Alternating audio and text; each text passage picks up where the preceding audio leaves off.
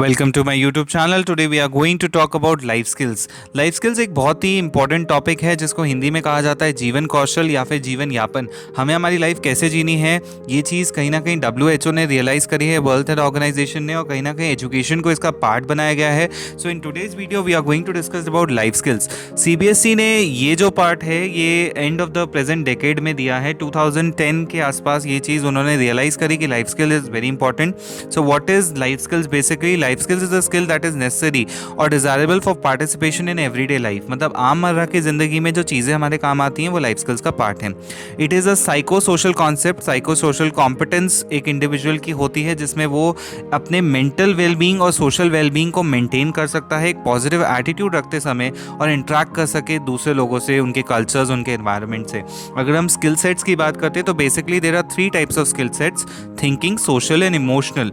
Thinking skills के अंतर्गत आता है रिफ्लेक्शन ऑफ पर्सनल लेवल, कि इंसान क्या सोच सकता है, क्योंकि हर इंसान का सोचने का तरीका अलग होता है। सोशल स्किल्स, जैसे हम सोसाइटी की बात करते हैं, इसमें वो इंटरपर्सनल स्किल्स आती हैं जो डिपेंड नहीं करती लॉजिकल थिंकिंग पे। सोशल स्किल्स वो हैं जो हम नॉर्मली लोगों से इंटरेक्शन में यूज़ करते हैं। And emotional skills is how a person manages his और हर फीलिंग्स और इमोशंस। वैसे तो लाइफ स्किल्स के अंतर्गत बहुत कुछ आता है, but today I am basically going to discuss only the 10 core competent life skills जो CBSE ने कहीं ना कहीं एक मैंडेट निकाला है, NCERT जो उसको कवर करता है। सबसे पहला है सेल्फ अवेयरनेस। सेल्फ अवेयरनेस का मतलब होता है हर बच्चे को या हर इंसान को ये पता होना चाहिए कि वो क्या है।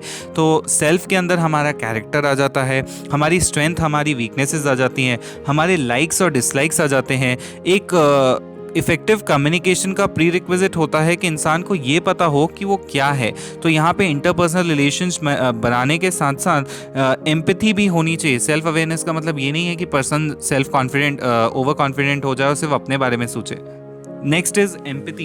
एम्पैथी का मतलब होता है it is the ability to understand what life is like for another person even in a different situation which may not be familiar. जैसे अगर हम बच्चों की बात करते हैं, वो स्कूल आते हैं तो उनको पता है कि हर किसी का फैमिली स्टेटस वैसा एक सा नहीं होता, हर बच्चा सेम कम्युनिटी, सेम कास्ट का नहीं होता। सो एम्पैथी क्या करती है? It helps to accept others who may vary from us और डिफरेंट फ्रॉम अस, और वो जैसे हैं उनको वैसे ही एक्सेप्ट करने में हेल्प करती है।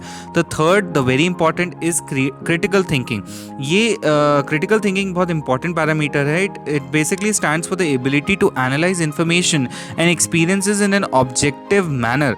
It can help us recognise and accessing the factors that influence attitudes and behaviours such as values, peer pressure in the media. तो कहीं ना कहीं क्रिटिकल थिंकिंग हमको चीज़ों में डिफरेंस क्रिएट करने में मदद करती है और ये समझ आती है कि सही क्या है, गलत क्या है। क्रिटिकली बच्चा एनालाइज कर सकता है या कोई बड़ा भी कर सकता है। लाइफ स्किल्स एक ऐसा टॉपिक है जो हर किसी पे बैठता है, तो it is basically I am focusing on the students point of view, but it should be a general topic. Then the fourth very important is the creative thinking. So creative thinking के अंदर 4 चीज़ें आती हैं create करने के लिए। पहला, fluency, that is generation of new ideas. Second, flexibility, easy to adopt changes. Third, originality, अगर आप क्रिएटिव हैं तो कुछ ओरिजिनल करिए। Fourth, elaboration, building on others ideas, क्योंकि आप अपने आइडियाज़ के साथ साथ दूसरे चीज़ों को भी देख के उसको सम अप करते हैं, तो creative thinking is very important. Fifth very important part is decision making. कहीं ना कहीं हमारे लाइफ में कई ऐसे चांसेस आते हैं जब हमको डिसाइड करना होता है what we have to choose. तो लाइफ स्किल्स हमको ये सिखाती हैं कि how to take a proper decision and to analyse कि उसके आगे क्या हो सकता है। Next is problem solving. 6th point problem solving का है। लाइफ में कहीं ना कहीं स्ट्रेस होता है, पेन होता है, बहुत सारे प्रॉब्लम्स आती हैं, दिक्कतें आती हैं, किसी की भी लाइफ स्मूथ नहीं होती। तो लाइफ स्किल्स के अंतर्गत problem solving is a very important part. 7th is interpersonal relationship skills.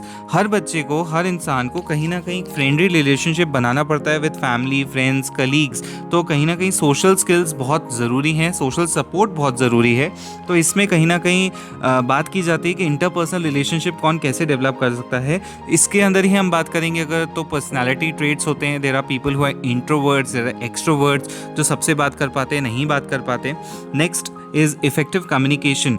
Communication का मतलब होता है कि आप अपनी बात को सामने वाले के थ्रू कैसे रख पा रहे हैं, अपनी बात को किस तरीके से कम्युनिकेट कर पा रहे हैं, क्या आपका बोलना इफेक्टिव है verbally as well as non verbally. तो कम्युनिकेशन सिर्फ आपकी बातों से नहीं होता, आपके चेहरे के हाव भाव, आपकी पर्सनैलिटी ट्रेट्स, आपके बॉडी लैंग्वेज पे डिपेंड करता है, आपके आई मूवमेंट पे डिपेंड करता है। There are lot of things. Then coping with stress. हर इंसान की लाइफ में कहीं ना कहीं स्ट्रेस होता है, चाहे वो एक नर्सरी का बच्चा हो, चाहे वो अडल्ट एज का हो, या हुएवर द पर्सन इज। तो स्ट्रेस को मैनेज करना आना चाहिए। 10th is dealing with emotions. हर एक की लाइफ में कुछ ना कुछ इमोशनल वैल्यूज होती हैं। एक कॉन्सेप्ट आता है जिसको हम बोलते हैं EQ। तो इमोशनल क्वेश्चन को अगर आप हैंडल अच्छे से करते हैं तो it is a very important part. Here I will also like to discuss, जो इस टॉपिक के थोड़ा परे है but it is a very important thing. एक होता है मैस्लोज हायरार्की ऑफ नीड्स, जैसा कि आप ट्राइंगल अपने स्क्रीन पे देख पा रहे होंगे।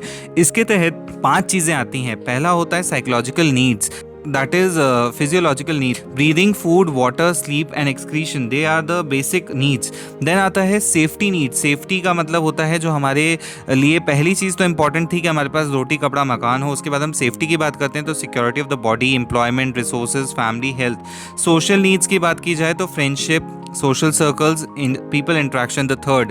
फोर्थ आता है एस्टीम। एस्टीम में आती है अप्रूवल, रिकग्निशन, सेल्फ एस्टीम।